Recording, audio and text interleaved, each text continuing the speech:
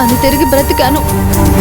అప్పుడు అనిపించింది శాశ్వతం కాని ఈ జీవితం కోసం ఈ స్వార్థాలు, ఆవేశాలు, అహంకారాలు ఏవీ కరెక్ట్ కావని. అందుకే నేను మారిపోయాను రాజీవ్. నేను రియలైజ్ అయ్యాను, మీ ప్రేమ గొప్పది కాబట్టి చనిపోయిందనుకున్న జ్యోతి రూపంలో ఇక్కడ వర్ష ఉంది. నీకు నేను మాటిస్తున్నాను రాజీవ్, మీ ఇద్దరి ప్రేమ గెలవాలి. నిన్ను జ్యోతిని కలిపే బాధ్యత నాది. నువ్వు ఇలా మారతావని నేను అస్సలు ఎక్స్పెక్ట్ చేయలేదు శ్రావ్య. నేను బిహేవ్ చేసిన తీరుకి నీకు నమ్మకం కలకపోవడం సహజమేలే రాజీవ్. కానీ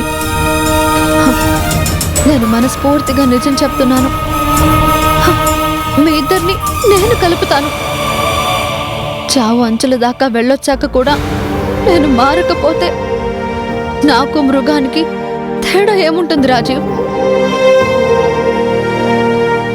ఒక విధంగా నేను కూడా నీకు సారీ చెప్పాలి శ్రావ్య. నేనెప్పుడూ నిన్ను మనిషిలా కూడా ట్రీట్ చేయలేదు, ఏమాత్రం పట్టించుకోలేదు. మనిద్దరి మధ్య no sorries, no thanks, no formalities. ఇక నుంచి మనిద్దరం మంచి ఫ్రెండ్స్. ఎస్, ఇప్పటి నుంచి మనం మంచి ఫ్రెండ్స్. అంతా బానే ఉంది, కానీ అసలు తను వర్షానా జ్యోతినా అని తెలియట్లేదు కదా.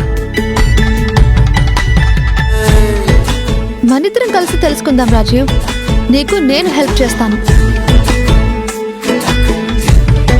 తను గనక జ్యోతి అయితే మీ ఇద్దరూ ఒకటైనట్టే. నువ్వు ఫిక్స్ అయిపో. యాక్సిడెంట్ అయినప్పుడు శ్రావ్యకి మతిగానే పోయిందా ఏంటి? థ్యాంక్స్ రావ్య, కానీ ఆ రామరాజు ప్రతిదానికి అడ్డు తగులుతున్నాడు. ఎలా క్లారిటీ తీసుకోవాలా అని నేను సతమతమవుతుంటే ఇప్పుడు నీ సపోర్ట్ దొరికింది. నాకు కాన్ఫిడెన్స్ వచ్చింది. నువ్వు ఫార్మాలిటీస్ వద్దన్నా సరే నీకు థ్యాంక్స్ చెప్పక తప్పదు. Thank you so much రావ్య, thank you so much.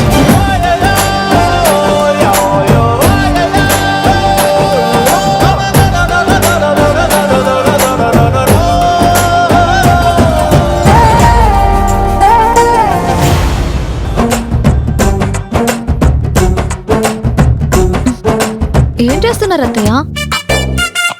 నీకు యాక్సిడెంట్ జరిగినప్పుడు తలకి బలంగా దెబ్బ తగిలి చిన్న మెదడు చితికిపోయిందేమోనని చెక్ చేస్తున్నా. ఎందుకు అత్తయ్య అలా మాట్లాడతారు?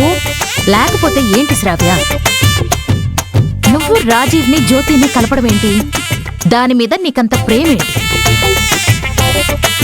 నీకేమన్నా పిచ్చి పట్టిందా? రాజీవ్ని వదులుకుందాం అనుకుంటున్నావా?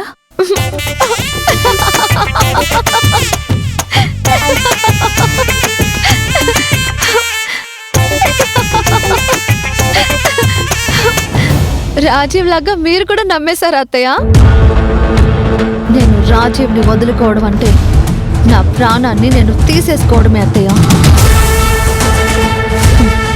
రాజీవ్ ఎప్పటికీ నా వాడే, నాకు మాత్రమే సొంతం. నువ్వేం చెప్తున్నావో, నువ్వేం చేస్తున్నావో నాకేం అర్థం కావడం లేదు శ్రావ్య. నేను ఇలా ప్రవర్తించడానికి అసలు కారణం హైదరాబాద్లో మన ఇంట్లోనే స్టార్ట్ అయింది అత్తయ్య.